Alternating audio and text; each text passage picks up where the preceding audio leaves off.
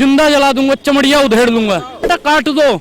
सिर्फ और सिर्फ इनको खान गैंग से दिक्कत है, इनको दीपिका से दिक्कत नहीं है। दिक्कत है तो सिर्फ खान गैंग से कि खान के साथ में दीपिका कैसे, जो इनके तीनों सांसद हैं उन्होंने भी भगवे का सम्मान कैसे किया है।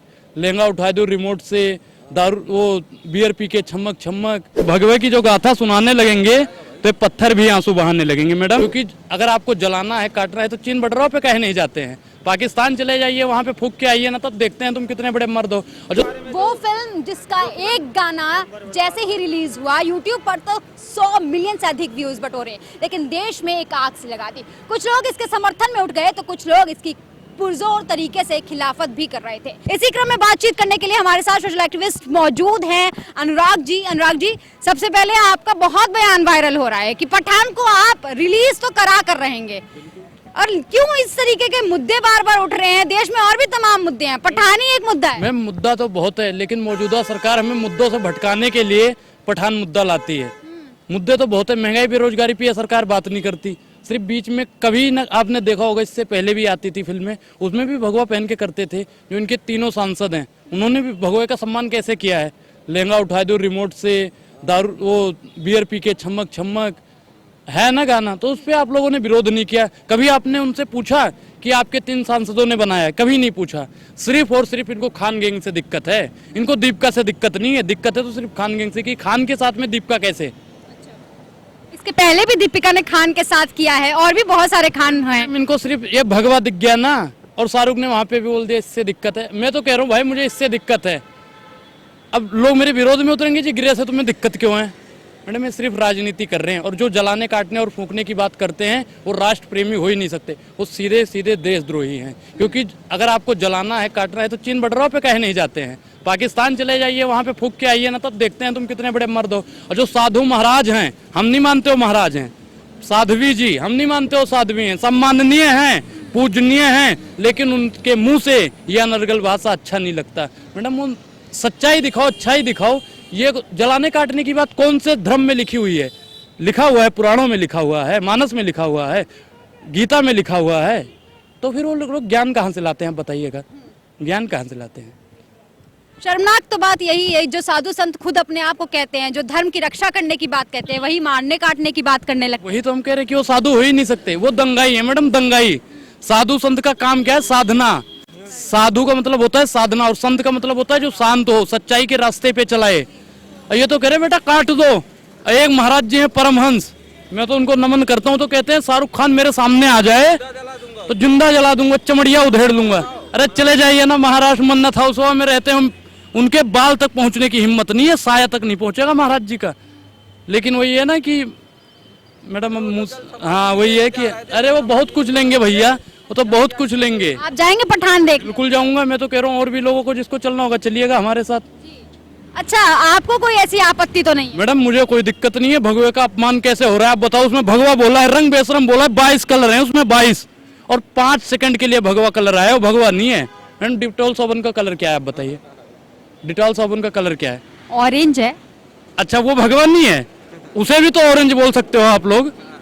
मैं आपको दिखाता हूँ जो इनके नेता हैं वो जब करते हैं भगवे की, जब ये बहुत बढ़िया इज्जत करते हैं, जब भगवे की जो गाथा सुनाने लगेंगे तो पत्थर भी आंसू बहाने लगेंगे। मैडम ये जब तीनों इनके कोई सांस, ये मनोज तिवारी भी इसमें बोल रहे हैं अरे ऐसा नहीं होना चाहिए, रवि किशन भी कह रहे हैं ऐसा नहीं होना। अरे महोदय आपने भी तो करा है, पूरी इंडस्ट्री से पहले पैसा बटोर लिया, उसके बाद ये सारे ज्ञान की बातें। भोजपुरी इंडस्ट्री का नाश कर दिया इन्होंने, ये 3 जनों ने। अरे भगवे की आज बहुत इज्जत कर रहे हैं ना। इनकी लंगोटी वाली फोटो आपने देखी होगी, नहा के निकल रहे हैं लंगोटा, काहे भगवा पहन लिया जब भगवे के इतने बड़े ज्ञाता हो तो। मैडम इनको सिर्फ राजनीति करनी है, वो फिल्म चलेगी, बहुत चलेगी, मैं तो जानता हूँ। और जो आज विरोध कर रहे हैं सबसे पहले वही मूवी देखने जाएंगे। आपको क्या लगता है कि नहीं चलेगी? चलेगी, बिल्कुल चलेगी। मैडम शाहरुख खान की दुबई में क्या इज्जत है आपको पता है? जो कहता है ना मैं पठान का बच्चा हूँ, सच्चा बोलता हूँ, सच्चा करता हूँ, उतना उसकी भी इज्जत नहीं है। ये सिर्फ और सिर्फ राजनीति कर रहे, भगवे पे राजनीति, धर्म। क्या ये ऊपर किसी आला कमान से ऐसे कमांड आते हैं कि भाई आप जाइए इस चीज का विरोध कीजिए, या ये लोग के अंदर खुद से पनप जाता है? मैडम खुद से कुछ नहीं पनपता, बच्चा खुद पैदा हो जाता है। जब माता और पिता मिलते तभी होता है। ऐसे इनके जो आका ऊपर बैठे हैं, आका 2 बैठे हैं, वो कहते हैं महोदय जाइए, राजनीति कैसे चमकानी है, 24 का चुनाव आ रहा है, हिंदू मुसलमान अगर नहीं करेंगे तो वोटवा नहीं मिलेगा, वोटवा नहीं मिलेगा तो 24 में जीतेंगे नहीं, अगर जीतेंगे नहीं तो अपनी खटिया खत्म हो जाएगी, जितनी भी दलाली इन्होंने करी है सब मटिया मेट। अरे मैडम 24 में जैसे शाहरुख ने कहा है ना, अपनी कुर्सी की पेटी बांध लो मौसम बिगड़ने वाला है, वही होगा 24 में। अभी हाल ही में 1 जनवरी की बात है, आपको भी पता होगा क्या हुआ था। 1 जनवरी की रात को एक बेटी को पहले ठोकर मार दी जाती है, क्या कुछ मामला है अभी पूरी तरीके से साफ नहीं हो पाया है। 10 किलोमीटर तक उसे घसीटा गया। उसमें भारतीय जनता पार्टी के लोग हैं, इसलिए कभी नहीं साफ होगा। उन्नाव वाला देखे थे मामला क्या हुआ था, सेंसर क्या नाम था उनका, सेंगर, पहले बलात्कार किया, हाँ पहले बलात्कार किया, लड़की को मारा, लड़की के परिवार वालों को भी एक्सीडेंट के जरिए मरवा दिया। मैडम भाजपा का अगर दूर दूर तक नाता होता है बलात्कारियों से तो जेल से छूटने के बाद तुरंत माला पहना देते हैं। अच्छा, बिल्किस बानो के आरोपी को छोड़ा भी जाता है, उन्हें संस्कारी भी बताया जाता है। बिल्कुल, ये तो उनसे पूछे कि संस्कारी। अच्छा मैडम एक चीज बताओ, जो बलात्कारी होगा संस्कारी नहीं होगा, और जो संस्कारी होगा वो बलात्कारी नहीं होगा। तो आपने प्रधानमंत्री जी से या अन्य पार्टियों से पूछा, उनके समर्थकों से पूछा कभी, क्या जवाब आया? वो कहते हैं कि हमें नहीं पता इस बारे में। अच्छा, उन्हें सिर्फ पठान का विरोध करना है, राहुल गांधी का विरोध करना है, केजरीवाल का विरोध करना है, ममता बनर्जी का विरोध करना है, सिर्फ उनको उनकी भारतीय जनता पार्टी की दलाली करनी है। लगता है विपक्ष कमजोर हो रहा है। मैडम विपक्ष नहीं, एक वो पत्रकार को ससुरा नहीं झेल पाया वर्तमान सरकार, तो विपक्ष को झेल पाएगा। आपको लगता है कि इतनी शक्ति है मोदी जी पे या प्रधानमंत्री जी पे?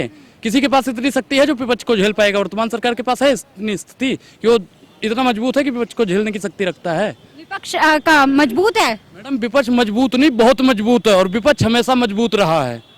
अच्छा, योगी जी कहते हैं कि अयोध्या तो पूरा हो चुका है, काशी मथुरा बाकी है। नहीं, काशी मथुरा सजाओ भाई, सजाओ ठीक है, लेकिन वो उन्होंने नहीं सजाया है, कोर्ट ने आदेश दिया है। आपको क्या लगता है कि प्रधानमंत्री जी ने, योगी जी ने करवाया है? सुप्रीम कोर्ट का आदेश। सुप्रीम कोर्ट का आदेश है। अगर ये कहते हैं कि मैंने करवाया है, तो उत्तर प्रदेश के नुकाव चुनाव में ओबीसी का आरक्षण हटा है तो प्रधानमंत्री जी आपने हटवाया है? सवाल बनता है ना मैडम, आपने पूछा कभी? और इनके भाजपा वाले क्या कहते हैं, राम मंदिर बनवा दिया, राम मंदिर बनवा दिया। और ये एक वो हैं, महाराज जी गाते बहुत बढ़िया हैं, जो राम को लाए हैं हम उनको लाएंगे। हम तो कहते हैं जो ताला खुलवाए हैं हम उनको लाएंगे, और 24 में फिर से हम राहुल को जिताएंगे। ताला किसने खुलवाया था मैडम बताइए? आप बता दीजिए। अच्छा, अभी आप कह रहे थे हम निष्पक्ष पत्रकार हैं। आपसे पूछ रही हूँ, आपसे नहीं बोलिए फिर, आपसे पूछ। राजीव गांधी की सरकार ने खुलवाया या नहीं खुलवाया? खुलवाया, बिल्कुल खुलवाया था ना, मानते हो ना? जब मंदिर खुलेगा, ताला खुलेगा तभी तो अंदर प्रवेश करोगे ना। तो मंदिर का श्रेय किस पे जाता है, कांग्रेस पार्टी पे जाता है या भाजपा पे? सुप्रीम कोर्ट पे जाता। नहीं, सुप्रीम भाजपा वाले जैसे ढिंढोरा पीट रहे हैं, छाती पीट रहे हैं, हमने बनवाया हमने बनवाया। कभी बोला है कांग्रेस वालों ने, कभी किसी विज्ञापन में अपने डाला है कि हमने ताला खुलवाया था जी, हमने वहाँ पे ऋषिकेश हरिद्वार गए हो, हरि की पौड़ी पे वहाँ पे साफ और सुनहरे अक्षरों में लिखा हुआ है इस घाट का निर्माण राजीव गांधी के फंड से, ना कि प्रधानमंत्री के फंड से, राजीव गांधी के फंड। कभी लिखा अपने मैनिफेस्टो में जी हमने ये करवा था, हमने वो करा था, हमने फलाना करा था? और मैडम रही सेना की बात, सेना हमारी शुरू से मजबूत थी, प्रधानमंत्री जी ने नहीं मजबूत कर दिया है। हेलमेट पहन के चुनाव वहाँ पे लड़ाई करने जाते हैं, हौसला बढ़ा दिया जी। 4 साल की जो अग्निपथ स्कीम निकाल दी है, क्या इससे हमारी सेना कमजोर होगी? मैडम देखो, बिल्कुल कमजोर होगी। कौन जाएगा 4 साल के लिए? जाएगा कोई? नहीं जाएगा। आपके कोई दोस्त वोस्त कि जिसने भर्ती में फॉर्म डाला हो? मैडम हमने भी डाला था, लेकिन जब सच्चाई इनकी पता चली हमने छोड़ दिया, हमने कहा चलो जी हटाओ। मैडम ये अपना चुनाव करते हैं 5 साल के। प्रधानमंत्री जी की उम्र क्या है आपको पता है? क्या है बताइए? 60-65 के आसपास। 60-65 के बाद? अरे अभी पोस्टर फट गया होगा, वहाँ पे 74 लिखा हुआ था। और सत्ता की इतनी लालच की कुर्सी छोड़ने को तैयार नहीं है। हमसे कहते हैं उम्र क्या है? 19 साल जी। चलो 24 साल बाद आके स्लोट मारना, क्योंकि मैं 24 में फिर गलती से प्रधानमंत्री बनूंगा, जानबूझ के नहीं, गलती से प्रधानमंत्री बनूंगा। मैडम ये सत्ता के इतने भूखे हैं कि हर चीज में मार्केटिंग करते हैं। आपने देखा होगा जिस दिन माता जी का निधन हुआ उस दिन भी झंडी दिखाने चले आए। रेल मंत्री जी दिखा सकते थे, गृह मंत्री जी दिखा सकते थे, रक्षा मंत्री जी दिखा सकते थे, काहे आगे विज्ञापन के लिए? एक दिन का भी समय नहीं है। जिस माँ ने हमें 9 महीना पेट में रखा उसके लिए एक दिन का समय नहीं दे सकते आप? मैडम ऐसे प्रधानमंत्री को चुल्लू भर पानी में डूब के मर जाना चाहिए। अच्छा, जैसे आम लोग हैं, आम लोगों के अंदर सहमत है कि नहीं? हम लोग सहमत हैं, कम से कम बिल्कुल आपके पास भी आएंगे, पहले बात कर लें। ठीक है, हाँ।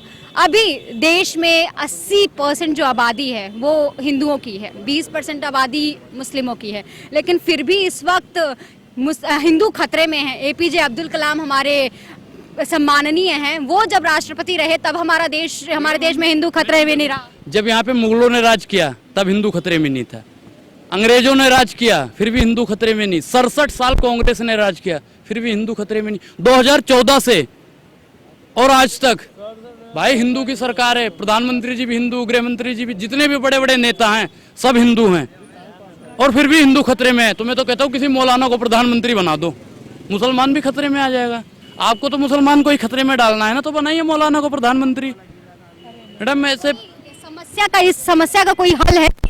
मैडम इस समस्या का क्या हल है? अभी ये सरकार से चले जाए ना सब खुशहाल हो जाएंगे। फिर ना हिंदू खतरे में है ना ही मुसलमान खतरे में है, सिर्फ और सिर्फ भारतीय जनता पार्टी की दुकान खतरे में है। ठीक है। अच्छा, एक बहुत बड़ा सवाल है, हमारे देश की आबादी अभी चाइना को छोड़ दिया जाए तो सबसे ज्यादा आबादी है हमारे देश में, लेकिन अगर हम मेडल्स की बात करें किसी भी एक खेल में तो सबसे कम हमारे देश में आते हैं। और बीसीसीआई के बोर्ड कौन है आपको पता है। तो क्या लगता है कि हम जैसे जो आम नागरिक हैं वो सड़कों पर रहने के लिए हैं, इनके जैसे जो बड़े लोग हैं उनके बेटे हैं वो बड़े बड़े पदों पर आसीन होने के? मैडम जो गृह मंत्री जी ये कहते हैं ना, भारत की परिवारवाद ही सबसे बड़ी समस्या है, तो मुझे कभी कभी लगता है ना कि जैसा को रेलवे प्लेटफॉर्म से लेके आए थे और वो कौन है, हाँ भैया सेक्रेटरी हैं, वही चाचा है वही भतीजा है, एक क्रिकेट टीम बर्बाद कर रहा है एक देश बर्बाद कर रहा है। प्रधानमंत्री जी देश बर्बाद कर रहे हैं और जैसा आज क्रिकेट टीमियाँ पूरी बर्बाद कर रहे हैं। राजनाथ का लौंडा क्या है मैडम? राजनाथ का लौंडा क्या है? विधायक है, परिवारवाद नहीं है। प्रहलाद मोदी कौन है? नमामि गंगे का चेयरमैन है, वो परिवारवाद नहीं है। मैडम इनमें परिवारवाद नहीं है क्या? आप बताओ, लगता है नहीं लगता है? इनसे पूछिएगा, इनके मंत्रियों से पूछिए, पार्षदों से पूछिए, विधायकों से पूछिए, ये परिवारवाद नहीं है। अरे घटिया लोग जब वहाँ पे खड़े हो जाते हैं, परिवारवाद देश की सबसे बड़ी समस्या है। क्या इनको अपने गिरेबान में झांकने का समय नहीं मिल पाता है? मैडम देखो ये तो एक वो हमने नैतिक शिक्षा में 4वीं या 5वीं में पढ़ा था, अपने भीतर झांको। ये ससुरे अपने भीतर नहीं झांकते, ये दूसरों के भीतर झांकते हैं। अपनी कमियां किसी को नहीं दिखती, दूसरों की कमियां ढूंढते हैं। तो देश का अब आगामी समय में लीडर कौन होना चाहिए जो देश को संभाल सके? मैडम देखो ये तो कहते हैं भारत माता की जय, रेलवे बेच दूंगा, भारत माता की जय, प्लेटफॉर्म सब बेच देंगे। मैडम तेल बेच दिया, रेल बेच दिया, बिका हवाई अड्डा, और ये सब बिकता देख के खुश हैं अपने जेपी नड्डा। है बात नहीं, खुश हैं, बोल नहीं रहे। और महंगाई से जनता हमारी करती हाहाकार, कहाँ सोया है चौकीदार? चौकीदार जाग रहा है, सो रहा है भैया, मतंग है वो, मतंग ऋषि थे वैसे ही मतंग है ये। अच्छा, ये यही मोदी हैं, जब इनका 2014 का मैं इलेक्शन का वो सुनती हूँ रैली के दौरान की बातें, तो ये कहते थे कि जब किसी बहन बेटी के आंखों से आंसू आता है चूल्हा में रोटी बनाते हुए तो मेरे आंख से आंसू आता है। आज 1100 रुपए का सिलेंडर है, तब इनके आंख से आंसू नहीं। ये मैडम स्मृति रनिया से पूछिएगा, स्मृति ईरानी यूं दबाती थी और डोलती रहती थी, मनमोहन सिंह को चूड़ियां दिया करती थी। अरे प्रधानमंत्री जी को दीजिए ना चूड़ी। प्याज लेके बैंकों में जमा करने जाया करती थी, प्याज खत्म हो गया या बैंक वो बंद हो गया? है ना, प्याज भी है। अब तो निर्मला सीतारमण जी कहती हैं हम प्याज नहीं खाते। प्याज नहीं खाते? अरे वो तो कुछ नहीं खाते, गोबर खाते हैं क्या? ऐसे लोग गोबर खाते हैं मैडम। वो प्रधानमंत्री जी कहते हैं हम तो गालियों से पेट भर लेते हैं। अरे हम तो महाराज गरीब हैं, हम तो रोटी खाएंगे ना, हमारी गाली सुनने की क्षमता है नहीं, हम इतने बड़े पद पे भी नहीं बैठे कि गालियों से पेट भर लेंगे। मैडम यहाँ पे जो पब्लिक खड़ी है उनसे पूछिए, गालियों से पेट भरेगा?